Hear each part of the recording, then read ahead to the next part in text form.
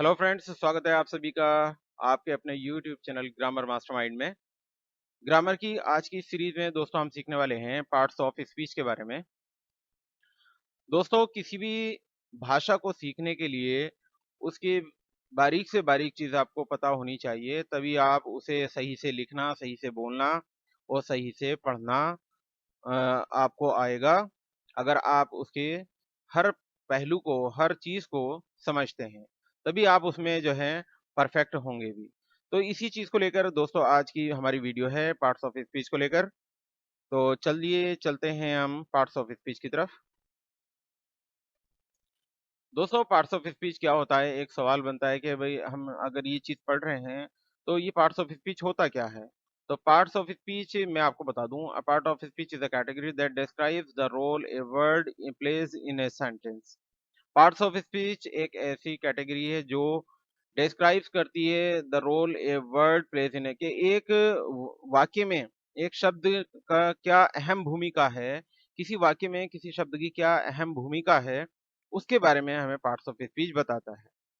अब देखिए अगला सवाल बनता है कि पार्ट्स ऑफ स्पीच क्या होता है और पार्ट्स ऑफ स्पीच कितने प्रकार के होते हैं। तो ये तो आपको पता चल ही गया कि पार्ट्स ऑफ स्पीच क्या होता है और ये होते कितने प्रकार के तो होते हैं। तो ये आप देखिएगा ये 8 प्रकार के होते हैं। किसी भी ट्रेडिशनल ग्रामर में जो है आप देखिएगा list 8 parts of speech in English.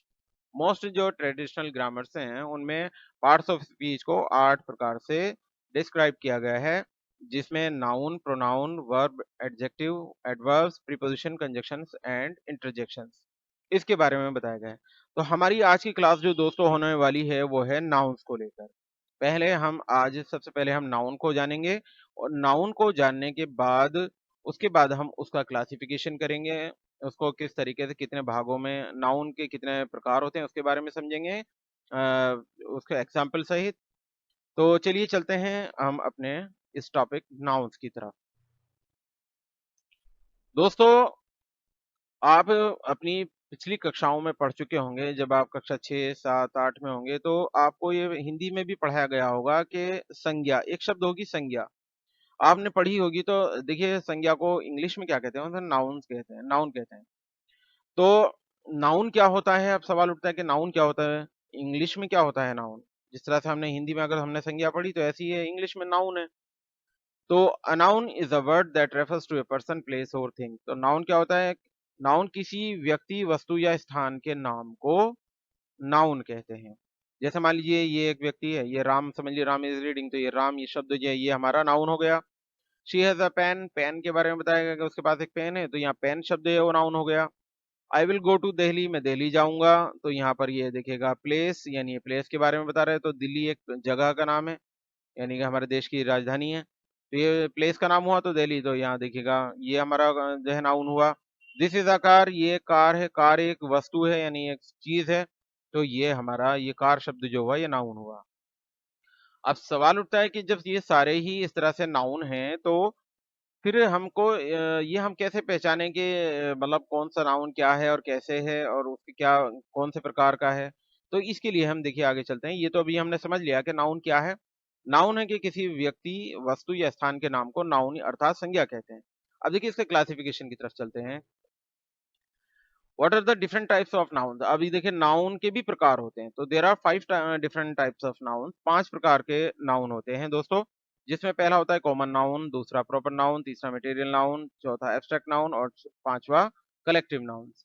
अब इनके आगे ये हिंदी लिखी है, आपको ये हिंदी में आपने हिंदी में तो पढ़े होंगे, आज हम इनको इंग्लिश में पढ़ने वाले हैं।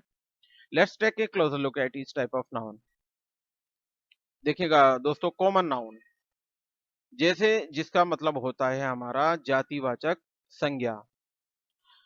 A common noun is a noun that refers to a general class of people, place, things or ideas। यानी कि जिस संज्ञा से एक ही जाति के प्रत्येक व्यक्ति, वस्तु या स्थान का बोध होता हो, अर्थात उसका प्रयोग सामान्य रूप से होता हो, उसे कॉमन नाउन कहते हैं। और इसकी दूसरी चीज है कि it is not a specific person, ये कि तो विशेष व्यक्ति का नाम या प्लेस का नाम या स्थान का नाम नहीं होता, बल्कि कॉमन होता है। Common nouns are not capitalised, और एक चीज होती है कि कॉमन नाउन्स कभी भी कैपिटल में नहीं बनाए जाते हैं, उनका कैपिटल अक्षर नहीं होता है। उनको अगर हाँ, अनलेस जब तक कि they are used at the beginning of a sentence, जब तक वो किसी सेंटेंस के शुरू में यानी बिल्कुल स्टार्टिंग में ना लिखे जा रहे हों। अगर कोई हम सेंटेंस शुरू कर रहे हैं, अगर वो मान लीजिए कॉमन नाउन से उसमें कॉमन नाउन दिया गया है, तो वहाँ हम उसको कैपिटल बना सकते हैं, अदरवाइज़ बीच में सेंटेंस में कहीं भी उसे कैपिटल नहीं बनाते हैं। इसके बाद देखिए चलते हैं हम इसको इसके पर्सन के रूप में लेकर के जनरल क्लास ऑफ पीपल जैसे मैन आदमी है तो कॉमन है, वुमेन स्त्री हम कहें तो कॉमन है, चाइल्ड किसी का नाम नहीं है, कॉमन है, baby, adult, teacher, student, doctor, nurse, police officer, fire fighter, ये सब क्या है? ये कॉमन नाउन है। ये शब्द सब कॉमन नाउन है। क्योंकि स्त्री किसी का नाम नहीं होता, क्योंकि स्त्री का कोई अपना कोई पर्टिकुलर नेम होगा, कोई स्पेसिफिक नेम होगा। ऐसे ही कोई बच्चा अगर कोई 2-4 5 बच्चे कहीं खेल रहे हैं, आप कहते हैं बच्चे खेल रहे हैं, तो बच्चे उनका नाम नहीं है, बल्कि वो एक एक जातिवाचक संज्ञा कह दी हमने, कॉमन कॉमन शब्द है कि बच्चे। तो इस तरीके से आप मैं समझता हूँ ऐसी जैसे डॉक्टर के बारे में, फायर फाइटर, टीचर, अध्यापक किसी का नाम नहीं होता, बल्कि वो उसका जो उसे एक जातिवाचक संज्ञा बन जाती है, कॉमन हो जाता है कि कोई भी अध्यापक को पढ़ाने वाला कोई भी व्यक्ति वो अध्यापक कहलाता है, तो वो कॉमन चीज़ हो गई। तो इस तरह से हमें पता चला कि इस तरह के कोई शब्द आएँगे जिनसे कोई जाति जो जाति यानी कि उसके बारे में पता चल रहा हो, जो जातिवाचक संज्ञा के बारे में पता चल रहा हो, तो ऐसे शब्द क्या कहलाएँगे? हमारे कॉमन नाउन कहलाएँगे। एनिमल्स के बारे में देखते हैं कॉमन नाउन को लेकर। देखिए जैसे कैट है, बिल्ली है, चाहे वो कैसी भी हो, रशियन हो या इंडियन हो, कैसी भी हो तो उसे बिल्ली ही कहेंगे। तो एक कॉमन नेम दे दिया बस उनको बिल्ली। जैसे ये टाइगर, ऐसे गाय, गाय चाहे अमेरिकन गाय हो, रशियन गाय हो, इंडियन हो, कोई सी भी हो सबको हम गाय कहेंगे, यानी काऊ कहेंगे। तो इस तरह से जो शब्द हैं जो कॉमन यूज़ किए जा रहे हो, किसी के भी लिए भी कॉमन यूज़ करें तो वो शब्द क्या होते हैं? हमारे कॉमन नाउन कहलाते हैं। जैसे आप देखते हैं शेर है, मछली है, कोई पक्षी है, चिकन है, काऊ, टाइगर, बेयर, इस तरह से सभी चीज़ें हमारे कॉमन नाउन के अंतर्गत आएँगी। हम प्लेस को लेके अगर देखते हैं दोस्तों, तो हम देखते हैं हाउस, कोई घर हो, 1 घर हो, 2 घर हो, 5 घर हो, हम घर कहते हैं, ये घर है, वो घर है। वो घर का कोई पर्टिकुलर नेम अगर होगा तो वो फिर वो कॉमन नाउन नहीं होगा, बल्कि अगर ऐसे ही समझ तो वो हमारा घर कहलाता है, तो जिसे हम कॉमन नाउन कहते हैं। ऐसे ही स्कूल है, हॉस्पिटल है, पार्क, स्कूल शब्द, लेकिन अगर स्कूल का नाम आएगा तो तब वो कॉमन नाउन नहीं रहेगा। ऐसे हॉस्पिटल है, कोई भी हॉस्पिटल हम हॉस्पिटल ही कहते हैं, हम हॉस्पिटल में, तो वो शब्द जो इस तरह के बोले जाते हैं, वो सब जो है हमारे कॉमन नाउन के अंतर्गत आते हैं। थिंग्स के बारे में देखें दोस्तों, तो हम देखते हैं जैसे टेबल है, चेयर है, बुक है। अब जो टेबल और चेयर है, अब ये किसी भी चीज़ के बने हों, तो ये हम कॉमन ही बात कहते हैं कि ये चेयर चाहे प्लास्टिक की हो, स्टील की हो, लोहे की हो, तो ये सब हमारे क्या है? कॉमन कहलाते हैं, चेयर कहते हैं हम उनको। ऐसे हमारा कंप्यूटर को ऐसे भी कंप्यूटर कंप्यूटर ही कहते हैं, फ़ोन है तो फ़ोन ही कहते हैं। इस तरह से जो कॉमन चीज़ें हैं, इस तरह के शब्द वो हमारे कॉमन नाउन के अंतर्गत आते हैं। दोस्तों अब बात आती है प्रॉपर नाउन की तरफ, व्यक्तिवाचक संज्ञा जिसके बारे में अभी हम पीछे बता भी रहे थे। A proper noun is a noun that refers to a specific person, place, thing or idea. It is always capitalized. देखिए प्रॉपर नाउन क्या होता है? जिस संज्ञा से किसी विशेष व्यक्ति, वस्तु या स्थान के बारे में या किसी आइडिया के बारे में पता चलता हो, तो वो हमारे क्या होते हैं? व्यक्तिवाचक संज्ञा अर्थात प्रॉपर नाउन होते हैं। और वह हमेशा कैपिटलाइज होते हैं, उनका जो अक्षर होता है वो पहला वो कैपिटल ही होता है। जैसे मान लीजिए आप किसी पर्सन को लेते हैं, जैसे मान लीजिए माइकल जॉर्डन है, माइकल जॉर्डन का एम कैपिटल है, जॉर्डन का जे कैपिटल है। ऐसे क्वीन एलिज़ाबेथ है, ऐसे ही आपका बराक ओबामा है, जैसे ये सब नाम हैं। ये स्पेसिफिक नेम है, तो इनके जो जो कैरेक्टर होगा, पहला शब्द का पहला कैरेक्टर जो होगा वो हमारा कैपिटल बनता है। ये हमें ध्यान रखना है।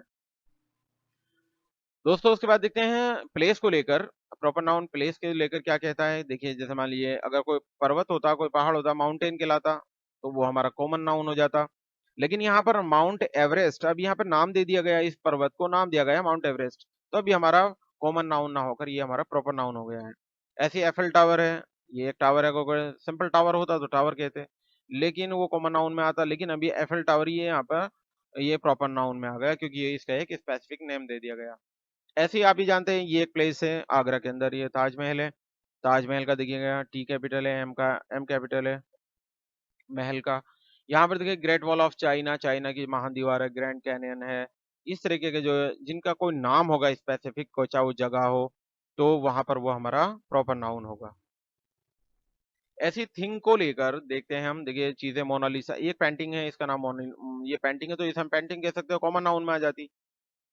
लेकिन यहाँ पर मोनालिसा पेंटिंग, जैसे कि मोनालिसा है तो मोनालिसा की एक पेंटिंग है, तो ये हमारे मोनालिसा जो एक नेम दे दिया गया है स्पेसिफिक।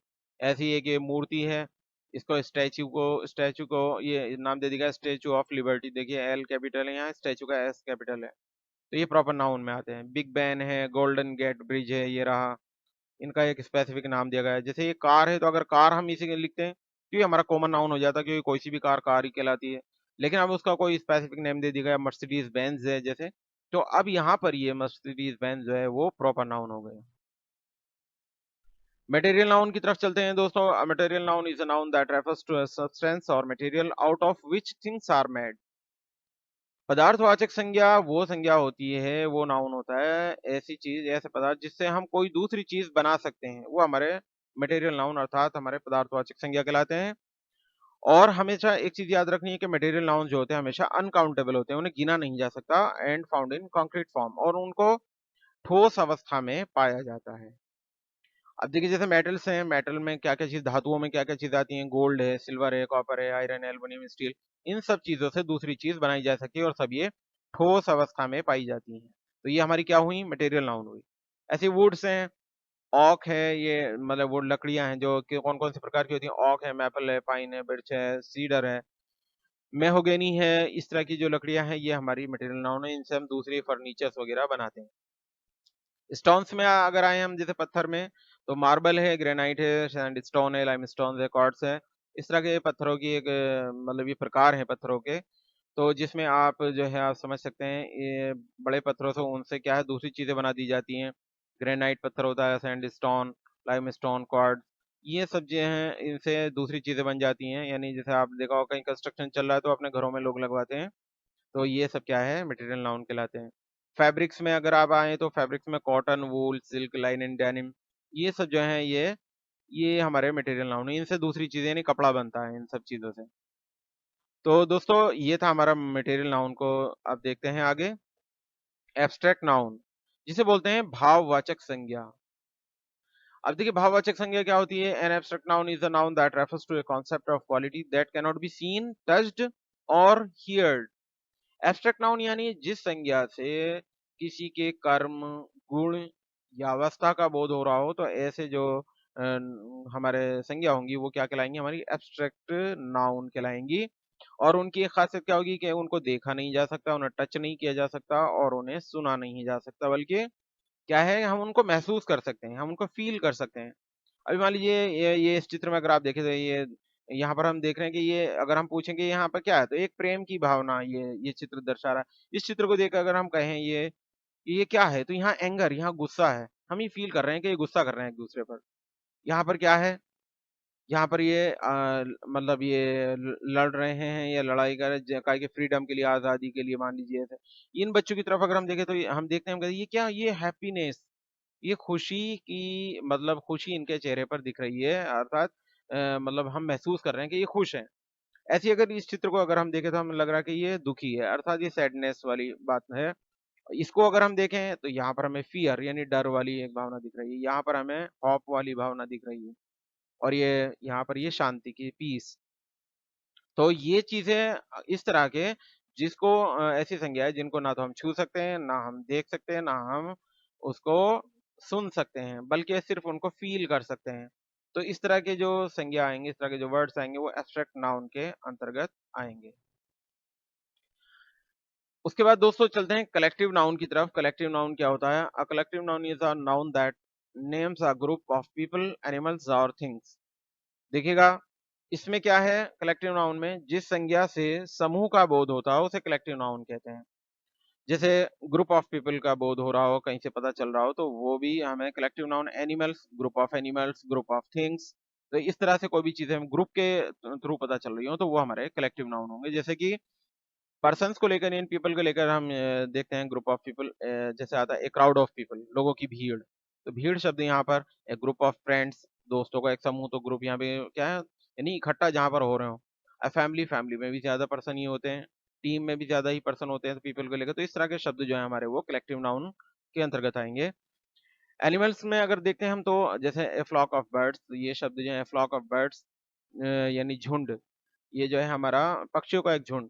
तो यहाँ पर ये शब्द हमारा कलेक्टिव नाउन हो गया। इससे हमें पता चल रहा है ग्रुप का, ग्रुप ऑफ एनिमल्स का पता चल रहा है। इसमें भी ग्रुप एनिमल्स के बारे में पता चला हो, जैसे अ हर्ड ऑफ एलिफेंट्स, हाथियों का एक झुंड। यहाँ पर ये हर्ड जो है ये हमारा झुंड के बारे में बता रहा है एलिफेंट्स के, तो ये हमारा क्या हुआ collective noun. A school of fish, a pack of wolves, a swarm of bees, मधुमक्खियों का एक झुंड, यहाँ पर भेड़ियों का एक झुंड, यहाँ पर मछलियों का एक झुंड। तो इस तरह से ये जो तमाम शब्द हैं ये हमारे कलेक्टिव नाउन के अंतर्गत आते हैं। अब देखते हैं हम थिंग्स को बारे में कि थिंग्स यानी को लेकर कलेक्टिव नाउन क्या कहता है। जैसे बंच, बंच गुच्छा होता है, क्लस्टर माने भी यही चीज होती है, कलेक्शन ये भी एक कलेक्शन, ये समूह होता है। फ्लीट ऐसा हो गया हमारा, ऐसी सेट, ऐसी बंडल, ऐसी पायल, ढेर, हीप भी ढेर, बंडल भी, जैसे बंडल होता है किसी चीज का तो उसको समूह में बना देते हैं। तो ये सब चीजें इस तरह के जो शब्द आएंगे वो हमारे कलेक्टिव नाउन्स के अंतर्गत आएंगे। कलेक्टिव नाउन्स के कुछ एग्जांपल्स दिखा रहा हूँ मैं आपको। जैसे the crowd cheered as the team scored a goal, यहाँ पर क्राउड, यहाँ पर फैमिली, यहाँ पर देखिएगा इसमें टीम, यहाँ पर क्लास, यहाँ पर ऑडियंस, यहाँ कमिटी, यहाँ पर गैंग और यहाँ पर ज्यूरी। ये शब्द जो है हमारे सब कलेक्टिव नाउन की तरफ इशारा करते हैं। आप इन सेंटेंस के थ्रू इनको समझ सकते हैं। दोस्तों ये थी आज की हमारी क्लास नाउन को लेकर। नाउन आपकी समझ में मैं समझता हूँ कि बहुत अच्छे से आपने इसको समझा होगा, और अब इसमें किसी तरह की कोई प्रॉब्लम आपको कभी भी नहीं आएगी, ऐसा मैं उम्मीद करता हूँ। दोस्तों मेरी अगली क्लास जो है वो प्रोनाउन को लेकर आऊँगा मैं, और बहुत जल्दी आपको प्रोनाउन की वीडियो भी मिलेगी। तो दोस्तों ये आपको वीडियो मेरी कैसी लगी? अगर आप मेरे चैनल पे नए हैं तो प्लीज़ मेरे चैनल को सब्सक्राइब और लाइक शेयर भी कर दीजिएगा, और बने रहिएगा मेरे वीडियो के साथ, और बेल आइकन को दबाना प्लीज़ मत भूलिएगा, ताकि जब भी मैं नई वीडियो अपलोड करूँ तो आपको उसका नोटिफिकेशन सबसे पहले मिल सके। Thanks a lot for giving precious time to me. Thanks a lot once again.